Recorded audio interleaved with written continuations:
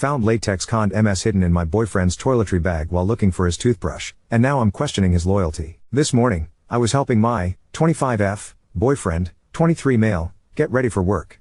He asked me to grab his toothbrush and toothpaste out of his toiletry bag. He has one of those electric toothbrushes with a detachable head, and I couldn't find the head. So I opened up another pocket to look for it. I found condoms. A lot of them. He was gifted this toiletry bag for Christmas before he left on a 3-month trip to visit family in Europe. He acted surprised, like he didn't know they were in there, and took them out immediately. He acted like he didn't know that pocket existed. I'd give him the benefit of the doubt, but at some point these condoms were packed in his bag over the past 6 months. We've been together for 2 years. The worst part is they're latex condoms. I'm allergic to latex. We only use non-latex condoms, in addition to my birth control, which I think was a mistake, if I'm being honest. Although the majority of the comments were supportive, it's impossible for y'all to have as full of a picture as my therapist does, and I should have just waited for her to respond to me instead of coming on here. The massive amount of comments was very overwhelming. However, I do think that posting did help me feel more secure in thinking it was suspicious and enabled me to be more assertive when we talked. I appreciate all the comments telling me I was not overreacting. He never said I was, but his nonchalant response certainly made me feel that way. I appreciate the thought-out comments encouraging me to have a conversation with him and giving me genuine advice for it. The second conversation went better. I didn't accuse him of anything. I pretty much just said that finding non-latex condoms in addition to the lack of intimacy I'd been receiving was making me feel confused and upset. I asked him where the condoms came from. His older brother gave them to him while he was in Europe. To prevent confusion, I'm going to use fake names from here on out. My boyfriend is Theo. His oldest brother is Alvin. His other brother is Simon. Yes, like the Chipmunks. I couldn't think of other names for 3 brothers. Sorry. Theo hadn't met his mother's side of the family, including his mother, grandmother, aunt, and older siblings, until his trip. The entire purpose was to get to know his family. He spent half with his aunt, grandma, brothers, and cousin in Spain.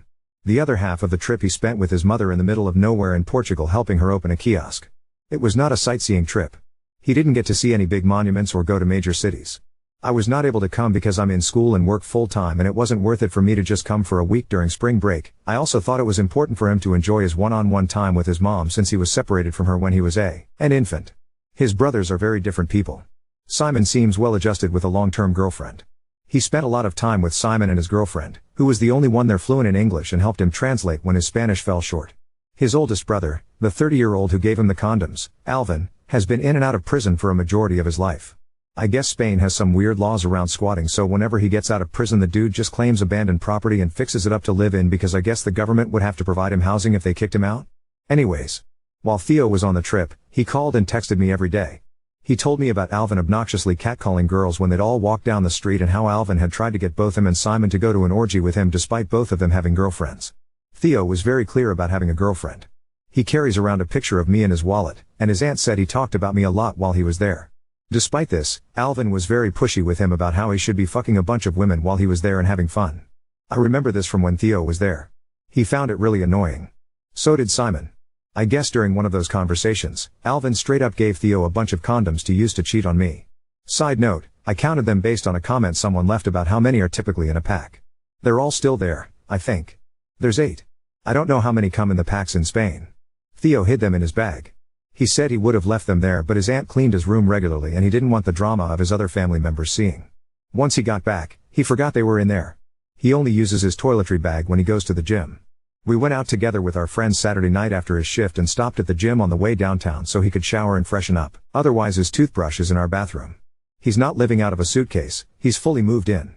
I do see how some commenters saw the existence of the toiletry bag as a red flag when we lived together, so I wanted to clear that up. I did ask him why he accepted the condoms. He said he had zero intention of using them, and that he accepted them because Alvin wouldn't listen to anything Theo said about me and that he left him alone after that. Theo didn't even say goodbye to him when he left. He tried to spend as little time with Alvin as possible, despite him constantly inviting both Theo and Simon over to his abandoned house. Simon grew up with Alvin but still seemed pretty content about avoiding him when I asked about it while Theo was there. I guess he's just not a good person, so the rest of the family avoids him when possible. So that's it. My boyfriend didn't cheat on me. The condoms came from his older brother. I believe him. He was very straightforward with his answers, and was more concerned with my well-being when he came home and saw how upset I was. He wasn't defensive at all. He listened to me without interrupting. He told me he loves me and that he has zero desire to cheat on me. He also works 2 jobs, shares his location, and usually is at home if he's not at work, or the occasional gym visit.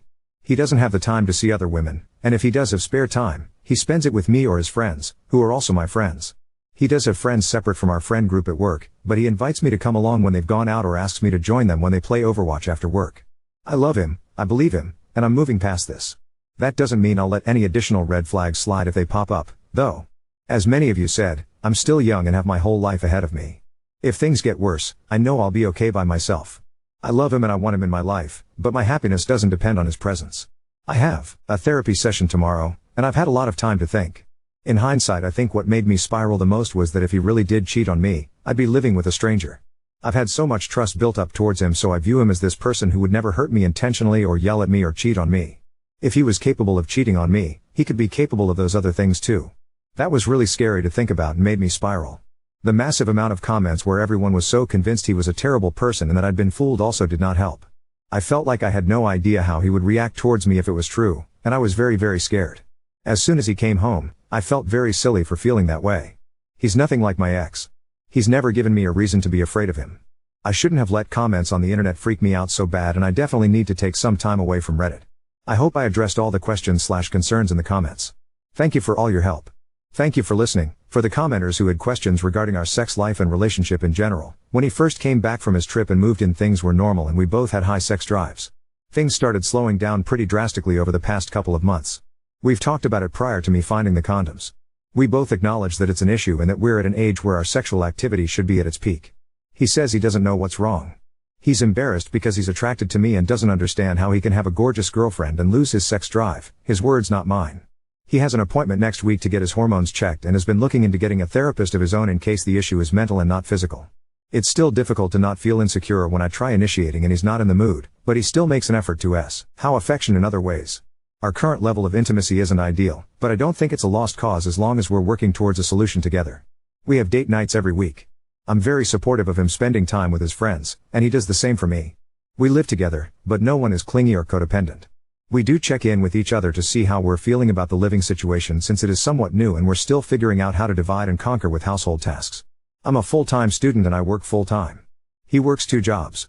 We both contribute equally, and do our best to make time for ourselves and each other despite our busy schedules. I have 14 credits this summer and barely exist outside of work and school lol. For the commenters who had some things to say about me having a therapist or mental health issues, I try my best to ensure that I am my main support system.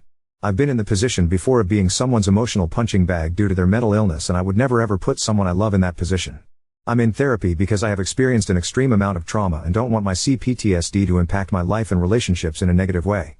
I grew up with a mom with severe anxiety, and most likely undiagnosed PTSD, related to the trauma both of us experienced at the hands of my biological father. She doesn't believe in therapy. I had to call 911 several times as a small child because of her panic attacks. I love my mom, and our relationship has come a long way, but the last thing I would want when I have children is for me to be an unstable parental figure. My usage of therapy doesn't warrant me staying single. My therapist has been very encouraging of this relationship since my boyfriend asked me out 2 years ago. I had gotten out of an incredibly abusive and toxic relationship the year prior, and had zero intention of getting into another serious relationship anytime soon. I was thriving and my therapist thought I was ready, but I told my boyfriend that I needed to focus on myself. We took things slow. He was respectful and patient every step of the way until I was ready. He has never raised his voice at me or even cussed at me. He is a very caring partner. I think his love language is based in quality time and acts of service. He's not great with words, but he tries. He can be a bit emotionally distant at times and not know exactly what to say when I'm upset, but that doesn't prevent him from being there and giving me a hug when I need it. We've been going through a rough patch with our intimacy, and when I was off my meds I felt like he, and everyone else in my life, viewed me as a burden despite him telling me he'd be there for me and for me to just ask for whatever I needed. He's told me many times that he's still attracted to me and that it has nothing to do with me, but when I was feeling low I kind of let my past trauma impact how I felt about myself. Being repeatedly sexually assaulted kind of made me feel like my worth is based in my sexuality, so having a boyfriend who isn't all over me anymore made me feel like there was something wrong with me. Like if I'm trying to initiate and am available and the person who loves me doesn't want it, but someone else was willing to violently take it from me when I didn't want it. What does that say about me? I know that's not rational and I've talked a lot about it in therapy, but it is something that I struggle with sometimes. I posted on here during a low time with my depression because I needed to vent and didn't want to burden anyone I knew with my irrational negativity. Depression is weird. Especially after years of therapy.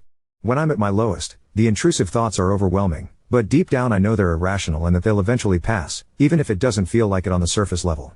I know some of the things I said then were concerning, but I really wasn't in any danger. There's a lot of things I want to accomplish in my life, and I know I'm capable of them, even if it does feel hopeless sometimes. I know I have people in my life who love me. I just have a hard time reaching out for help when I need it, and need to be better at letting people be there for me.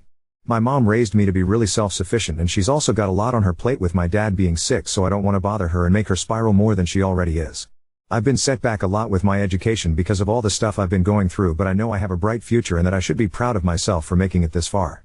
I am back on medication and I'm increasing the frequency of my therapy appointments from once a month to every other week.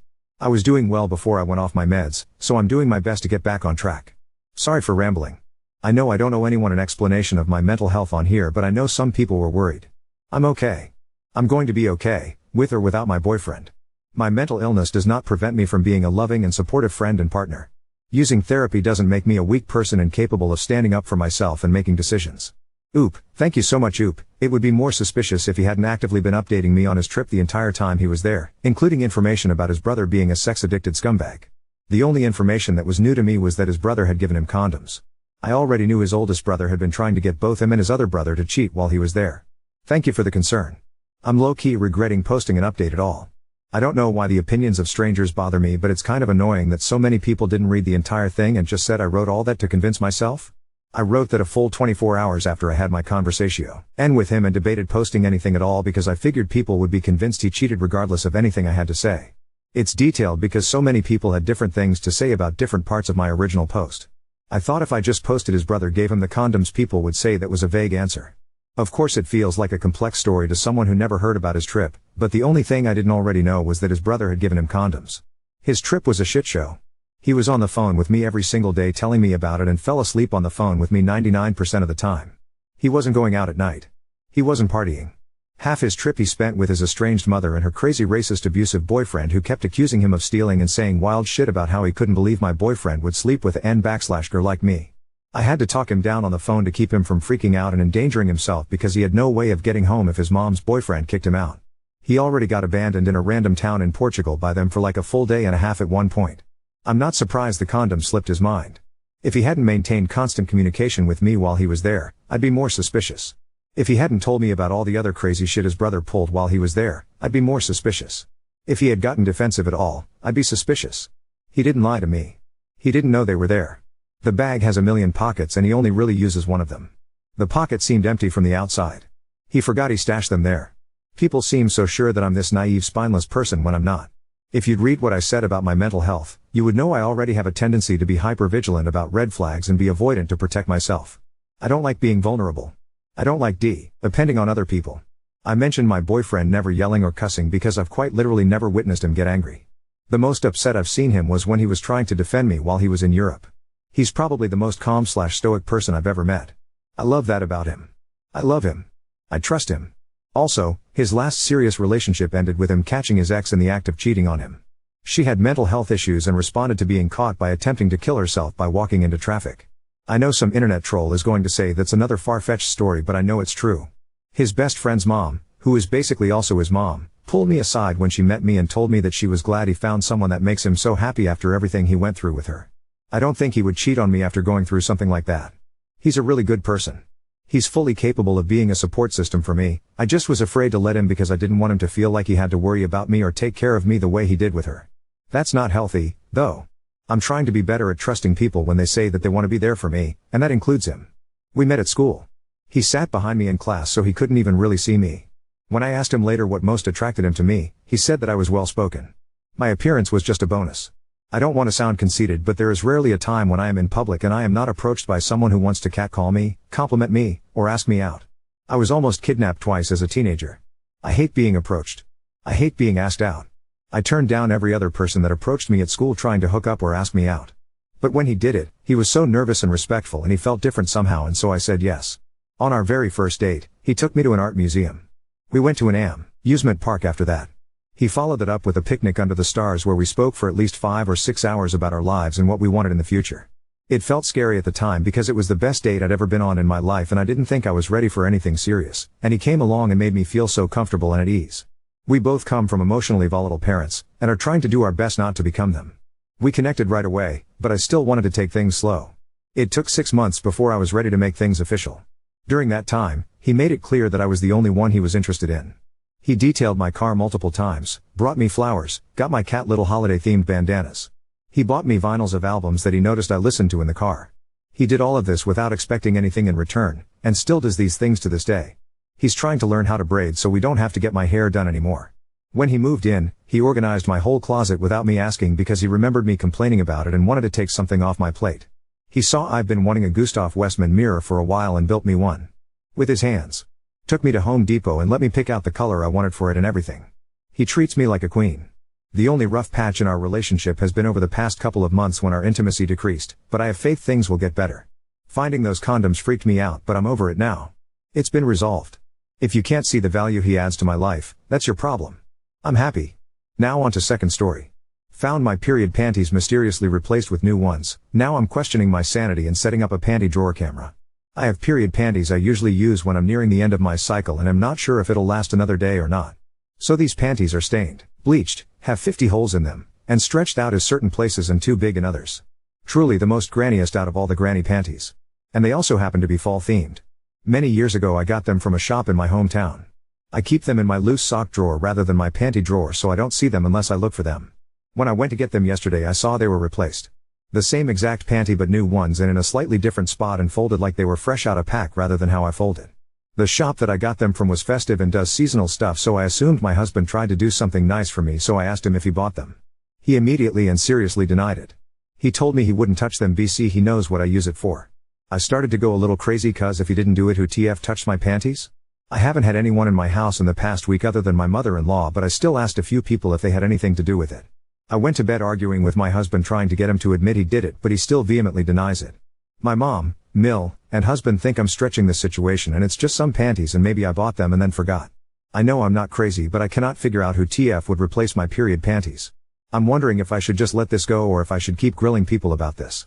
You can get a battery-powered Ring camera that will hold a charge for a couple of months and can be set to start recording when it detects motion. Thus, if you stick it at the back of your panty drawer, it will start recording whenever someone opens it. Update 1. This is slightly embarrassing and super anticlimactic. So it was my younger sister who did it on Devil's Night to prank me. I'm not sure what sparked this idea seeing as I can't remember a single time she did Devil's Night before. I live 20 to 30 minutes driving from my hometown. So, my sister who's 17 wanted a job that pays good so I set her up with one near where I live. And she gets off late at night so I gave her a spare key to my house just in case of emergencies which she has never used once so I literally forgot about it. She only confessed BC I had a screaming match with my husband over the panties then drove to my mom's house to cool off. I was venting to my mom who still told me I was exaggerating then my sister walked in the room and told me it was her because she knew about my attachment to the panties since I even took them with me when we went on vacation. She did in fact throw them out which I was mad about because if she thought I was attached to them why would she throw them out? Now I'm gonna be forced to go home and apologize to my husband with my tail between my legs. Pray for me. I hate how on Reddit as soon as a man gets vindicated all the MRAs start to flood the comments with their subtle misogyny. Yes, I fucked up accusing my husband but I think my response was very reasonable for the situation. And my husband isn't a fucking loser incel that would leave me cause I was concerned that someone stole my underwear. I apologized to my husband and explained I was just angry because I felt like he either messed with my stuff and was lying to my face or someone else did it and he was just being nonchalant about it instead of concerned my privacy was invaded. Then I told him it was my sister. He laughed it off and offered to bring me panty shopping tomorrow. This morning I woke up to him making me breakfast as he always does when he is off cause he's a teacher. I'm sure to a lot of your disappointment he isn't leaving me or kicking me out the house or cheating on me. Also I had another talk with my sister and I'm still gonna let her keep the keys. She seemed very apologetic. I really don't think she'd do anything like this again. Oop, I'm still in disbelief. I shouldn't even feel as embarrassed as I do but at least I know I'm not the that's crazy. Oop, I was gonna take her key but my mom reasoned with me that there might actually be an emergency someday so I'll give her 3 strikes before I go nuclear.